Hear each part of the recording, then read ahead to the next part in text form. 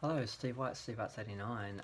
We have a little bit of a update rumor with Alex Kurtzman. Now, he was in charge of Star Trek Discovery. He was put in charge as a showrunner when the showrunners were fired for various reasons, none of them good. Um, and then there were rumors that he was fired because CBS Studios, the licensees, weren't happy with how Discovery turned out and how his idea of Star Trek and how he was doing it. And that was a big rumor. Everyone was jumping on it, and I gleefully jumped on it too because I wanted it to be true. I wanted him to be gone. Um, and then it turns out that he's still there um, because he basically had a contract with CBS, a 5-year contract, to basically oversee the whole of the Star Trek universe franchise, basically all the different shows. Um, and he wasn't directly show running any of the shows, so then the argument was sort of like, well, they couldn't get rid of him because of the contract, so they just sidelined him and made him sort of like a figurehead and actually put someone else, Akiva Goldsman, damn, I forgot the name. Another guy actually is in charge as the showrunner. So then there was that argument. Now, and part of that was that, oh, they're giving him something else to do. They're basically putting him off to the side. They're taking him off the day-to-day duties. They've got someone else actually running the show, so he can't interfere, and he's just going to be working on other projects for his company, Secret Hideout. And then we find out that he is now the showrunner of the TV version of The Man Who Fell to Earth, which was a David Bowie film, science fiction film. So he's doing the day-to-day show running of that show, which seems to support the argument that he's sort of been taken away from Star Trek because he had to have something else to do. So he went and did this show, or you could argue that obviously he's got his own studio, his own company. He just wants to work on other franchises, develop other shows into franchises, or just other shows, so he can diversify. So he's not just the Star Trek guy. So maybe that's that. But you would think if you're going to take on Star Trek, you're going to want to be running down on the ground, running one of the shows or something. So the idea that he's not having a direct, not directly running any of them and doing a whole other show on the side, does sort of support that. So, where are we with this rumor? Like, okay, he hasn't been fired, he can't be fired, he's got a contract, they'd have to pay him out. So they sideline him. That does look like it's happening, and now he's got another show, and that was the other argument, that they're giving him something else. They said, okay, we don't want you to work on Star Trek because your version of Star Trek has not gelled with the fans, licensees are not happy. It does have its own fans, but they're not supporting the franchise like other fans were because they're just different type of audience because you've created a different type of show. And there seems to be talk they're trying to get back to Star Trek being like it was before. So that's promising, but this does seem to support. So I do believe that he has been sidelined.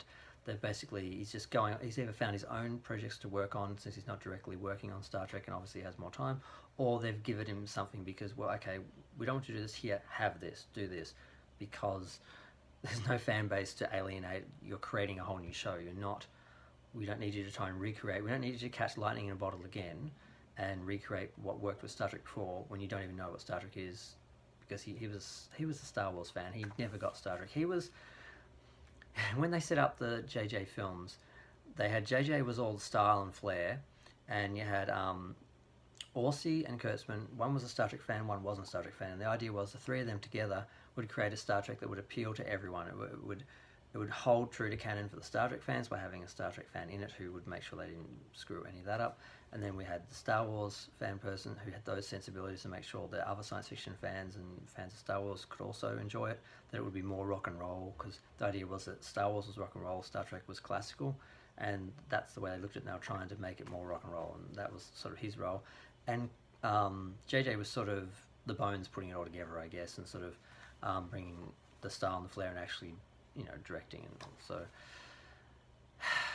Orsi got fired because basically he was trying to make Beyond an actual Star Trek film and make it more Star Trek, because they had gone too far astray with the first two, not so much with the first film but more with the second film. They got too far away from what Star Trek was, and he was going more to the other direction and really trying to create a Star Trek film, and they fired him. And then we just got left with Kurtzman, who doesn't know anything about Star Trek. He never really watched it, he wasn't a fan, he didn't get it, and he just tried to make it into Star Wars and to try to appeal to a different fan base, and that now has split the fandom, where we've got the traditional Star Trek fans who hate the show, the new people who've been brought in, or the general science fiction audience who did watch Star Trek but didn't like it as much, who now like Discovery more, who hate old Star Trek, both fighting, and neither one are enough to support the franchise, and they both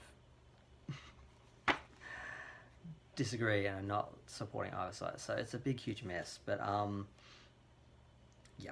So that's where we are with Kurtzman. It looks like he's still running the show, but he's not taking his hands are not directly in it. So the chances of other voices and other producers, other artists doing a good job and actually creating a Star Trek shows that are actually good, that we can enjoy, that will bring back the fans, will support the Star Trek we know, and allow it to grow and actually, you know, diversify and do all the things that we want it to do.